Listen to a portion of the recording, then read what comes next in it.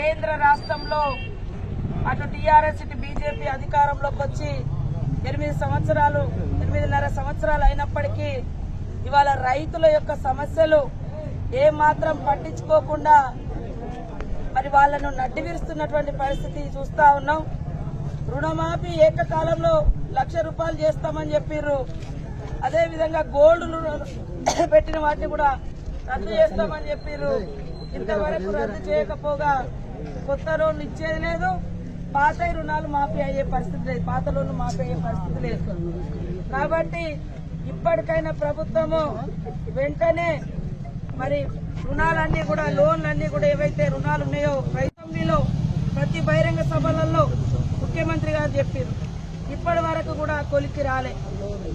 కొండందం ఎలుకను పట్టినట్టుగా సర్వేల మీద సర్వేలు కొలతల మీద కొలతలు తీసి ఇప్పుడు మళ్ళా ఇది రికార్డులు లేదు, ఇది 2005 లేదని వందలాది ఎకరాలు సర్వేలు చేసిరు.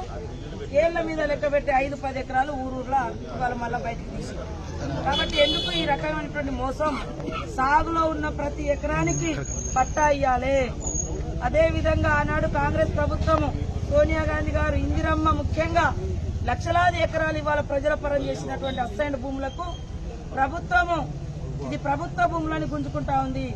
అసైన్డ్ భూములు ప్రభుత్వం తీసుకుంటే ఖచ్చితంగా నష్టపరిహారం కట్టించి వాళ్లకు ఆదుకోవాలి తప్ప అప్పనంగా తీసుకోవడానికి లేదని సందర్భంగా తెలియజేస్తా ఉన్నాం. అదేవిధంగా బ్యాంకులలో ఏదన్నా రైతు బంధు పడ్డా, దళిత బంధు పడ్డా, ఏది పడ్డా ఆ బ్యాంకులో పడితే రుణమాఫీలు చేయలేదు కాబట్టి దాని కింద ఆపుకుంటున్నటువంటి పరిస్థితి.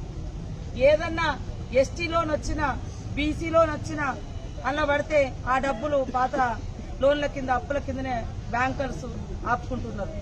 కాబట్టి ప్రభుత్వం వెంటనే రుణాలు మాఫీ చేయాలి, లేదా ఇవాళ పడ్డ డబ్బులను ఆపుకోకుండా వెంటనే ఇన్స్ట్రక్షన్స్ ఇవ్వాలి. బ్యాంకులకు వేరే లోన్ పెట్టుకుంటారు, ఎడ్యుకేషన్ లోను, మహిళా గ్రూప్ లోన్.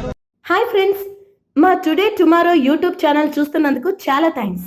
మరిన్ని లేటెస్ట్ వీడియోస్ కోసం వెంటనే సబ్స్క్రైబ్ చేయండి. అలాగే ఈ బెల్ ని కూడా రింగ్ చేసేయండి. మా నోటిఫికేషన్స్ అన్ని మీ మొబైల్లో వస్తాయి. అలాగే మా వీడియోస్ మీకు నచ్చితే లైక్ చేయండి, షేర్ చేయండి, నచ్చకపోతే కామెంట్ చేయండి.